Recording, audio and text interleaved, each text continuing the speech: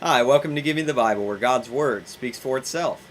We mentioned in the last video that understanding the purpose of the Gospels helps us to understand some things that may be a little bit difficult to deal with at first glance. For instance, let's talk about chronology, because sometimes people read the Gospels and they get confused because some of the Gospel writers say things in a different order, and it's a little bit confusing. Like, for instance, in Matthew chapter 26, look there in Matthew 26, here we are at the end of Jesus' life, or toward the end of his life, and he is arrested in the Garden of Gethsemane. And after he's arrested, notice what it says in verse 57, those who had seized Jesus led him away to Caiaphas, the high priest, where the scribes and the elders were gathered together. Okay, so Jesus goes to Caiaphas here first, and he's with the Sanhedrin council. Well, when you continue reading Matthew, it says that he goes from there to Pontius Pilate, and Pilate is the one who basically sentences him to scourging and ultimately crucifixion, and that's the account of Matthew.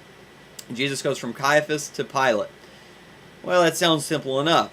The trouble is, when you turn to Luke 22, for instance, Luke chapter 22, we see that in Luke 22, Jesus does go to Caiaphas after his arrest. All right, so they arrest him, and then in verse 54 of Luke 22:54, having arrested him, they led him away and brought him to the house of the high priest, but Peter was following at a distance. Okay, that's the high priest, that's Caiaphas, and it talks a little bit later down in verse 66 about the council, that Sanhedrin council. Okay, same thing.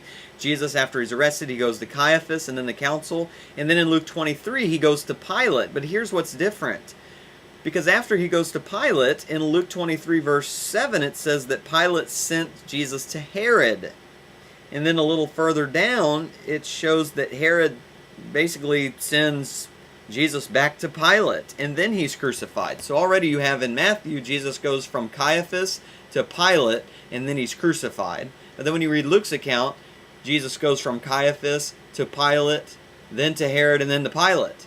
Well, when you read John's Gospel, to throw an extra wrench in the mix, he says in John 18 and verse 12 that Jesus first went to Annas before he went to Caiaphas. Annas was Caiaphas' father-in-law.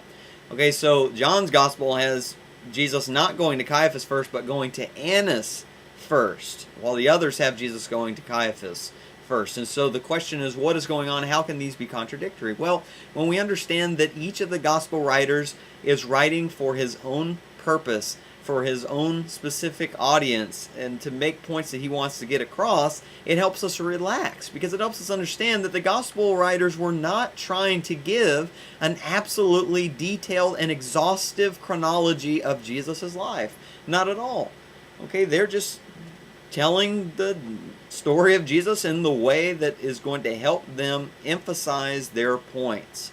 But just because one leaves out a detail doesn't mean that it's contradictory to the others. Practical example, if you were to tell somebody the story of my life and you said, well, Brian was born on January 9th, 1987, and he went to elementary school at Florida College Academy, and then from there he went to high school at Tampa Bay Tech. Well, that's one way to tell it. Another person might say, well, Brian was born January 9th, 1987. He went to kindergarten at, and actually I don't even remember where I went to kindergarten. And then he went to first grade at Kinley Elementary, and then he went to elementary school starting in second grade at Florida College Academy. Well, you have two stories there. One of them talks about my kindergarten and my first grade, but the other leaves that out and just says that I went to Florida College Academy for elementary school. But does that mean that those stories contradict one another? Well, no. It just means that one of them left out a specific step in the chronology. It doesn't mean that you still don't get the point about my life just because not every single detail was included. And that's the same way it works with the Gospels. And you'll find that in other places in the Gospels as well, where entire sections of Jesus' life are left out of some Gospels and others record them, particularly when you read the first few chapters in John's Gospel. You'll notice there's a lot of details there that the other Gospel writers leave out. Doesn't mean they contradict, it just means John chose to include them. And just as a bonus, I'll tell you how how to solve those issues is you just put them together. You try to fit them together chronologically, because one gospel gives you more detail than the other, and so you piece it together. And so Jesus went, when you combine it all, after his arrest, he went to Annas first, and then Caiaphas, and then to Pilate, and then to Herod, and then to Pilate, and then he was crucified. A helpful way to remember that is the acronym air conditioning prevents heat problems. Okay, air conditioning prevents heat problems. ACPHP. Annas, Caiaphas, Pilate, Herod, Pilate. I hope that that's helpful. I'm out of time. Lord willing, I'll see you next time.